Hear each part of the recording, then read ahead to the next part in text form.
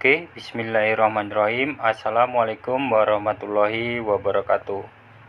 Oke teman-teman, tutorial kali ini adalah tanah sebagai sumber daya alam. Manusia tidak bisa lepas dari tanah ya, karena memang manusia, tumbuhan, hewan itu berasal dari tanah ya. Oleh karena itu, kita harus menjaga kelestarian tanah. Nah, pada zaman dahulu, sebelum manusia mengenal bercocok tanam, manusia memperoleh makanan dengan cara mengumpulkan makanan ya, atau disebut juga dengan food gathering ya. Nah, mengumpulkan makanan ini contohnya adalah mengumpulkan buah-buahan, umbi-umbian, dan berburu ya. Nah, semakin lama pemikiran manusia semakin berkembang ya. Bagaimana caranya dia bisa memperoleh makanan secara mudah ya. Bagaimana caranya dia bisa memperoleh buah-buahan, umbi-umbian secara mudah tanpa mencari ke tempat yang jauh ya. Kemudian bagaimana caranya mereka memperoleh binatang buruan dengan cara mudah. Nah, oleh karena itu mereka belajar bagaimana cara bercocok tanam. Mereka membuat kebun buah-buahan, kebun umbi-umbian, kebun padi-padian, sehingga mereka bisa memperoleh makanan dengan cara mudah. Kemudian untuk mengurangi cara berburu ya, mereka memelihara ternak ya. Jadi hewan seperti kerbau, kuda, kambing, domba yang masih liar itu mereka jinakkan ya. Jinakan dulu di dalam kandang. Setelah jinak, nah kemudian mereka gembalakan ya. Sehingga orang-orang zaman dahulu itu kerbaunya banyak-banyak, kambingnya banyak-banyak setelah mengenal cara berternak ya. Namun sekarang teman-teman, manusia sudah berubah ya. Jika zaman dulu masih memperhitungkan kelestarian alam ya, masih memperhitungkan bagaimana caranya hewan tidak punah, tumbuhan tetap lestari ya. Nah, semakin maju manusia ini pengen panennya cepat dan hasilnya banyak ya. Pengen panennya cepat dan hasilnya banyak. Begitu juga peternakan, pengen ternaknya cepat dan hasilnya banyak.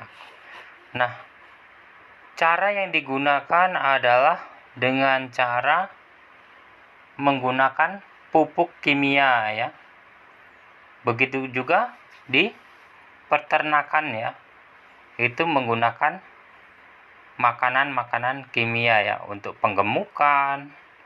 Begitu juga di tumbuhan untuk pertumbuhan supaya cepat berbuah, supaya cepat berbunga. Nah, ini menggunakan pupuk kimia.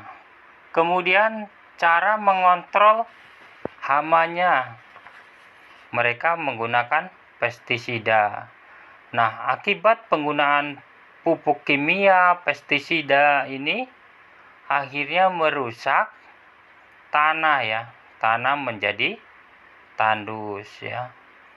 Jadi kalau kita berpikir dengan jangka pendek ya, akibat jangka panjangnya itu merusak lingkungan ya.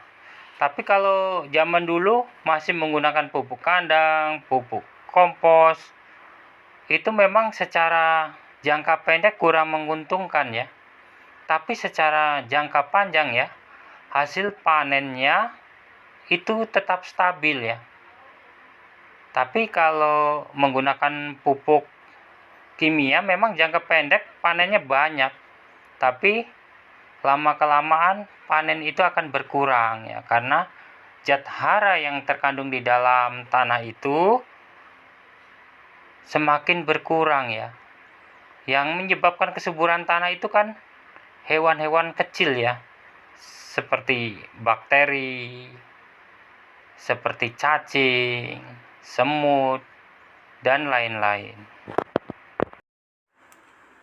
Lalu apakah kita bisa menanam tumbuh-tumbuhan tanpa menggunakan media tanah? Jawabnya bisa ya. Nah, cara ini dikenal dengan cara menanam dengan teknik hidroponik ya. Misalnya menanam sayur-sayuran di dalam air ya, menggunakan media air. Nah, selama penggunaan pupuk tersebut menggunakan pupuk kompos atau pupuk buatan yang dari alam ya, itu tidak membahayakannya. Misalnya dari kotoran hewan yang kita fermentasi atau kita rendam di air ya, kemudian airnya kita alirkan untuk menanam tumbuhan tersebut, menanam sayuran tersebut. Nah, ini tidak berbahaya ya. Tapi kalau kita menggunakan zat-zat kimia, nah ini yang berbahaya ya.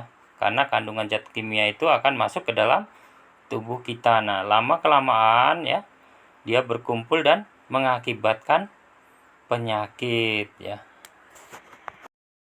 Untuk memperoleh kupu-kupu ya, kita bisa menggunakan dua cara ya, yaitu dengan cara menggunakan jaring dan berburu ya, memburunya.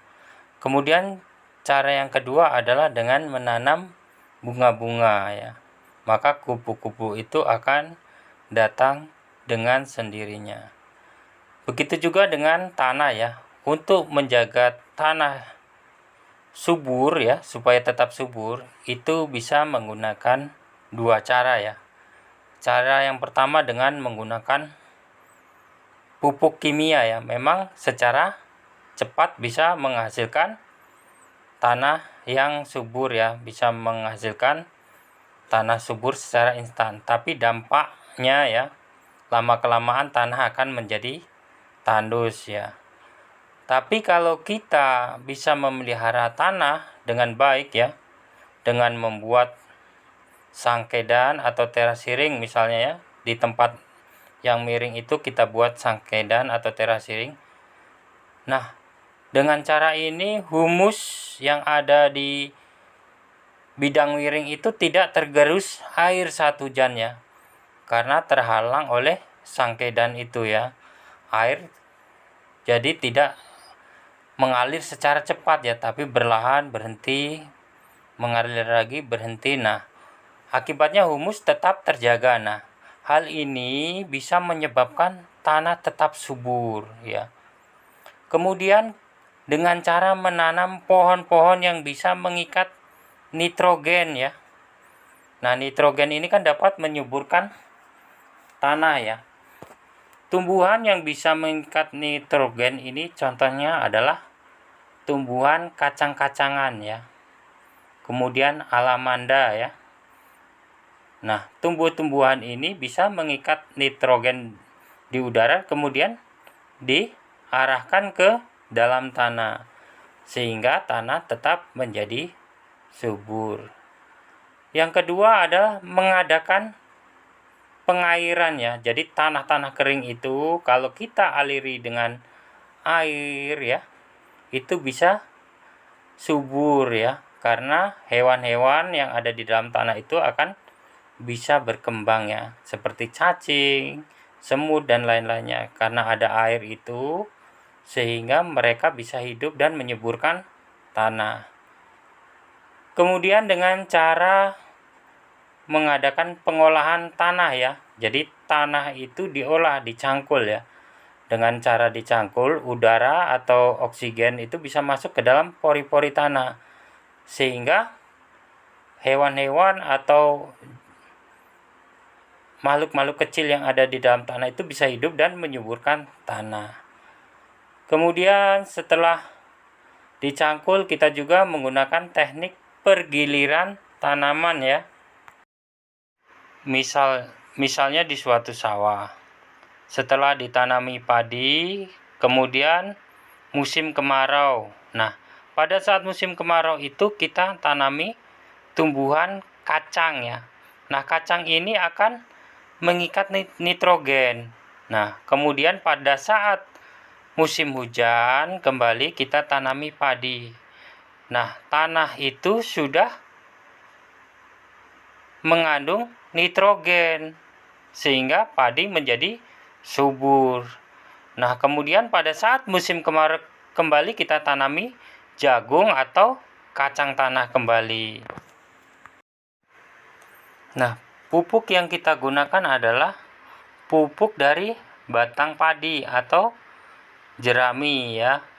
Sehingga kacang tanah atau jagung bisa subur tanpa menggunakan pupuk kimia. Jadi secara jangka panjang pergiliran tanaman ini bisa menstabilkan tanah ya tanpa menggunakan pupuk kimia. Oke, sampai di sini tutorial kali ini. Saya akhiri. Wassalamualaikum warahmatullahi wabarakatuh.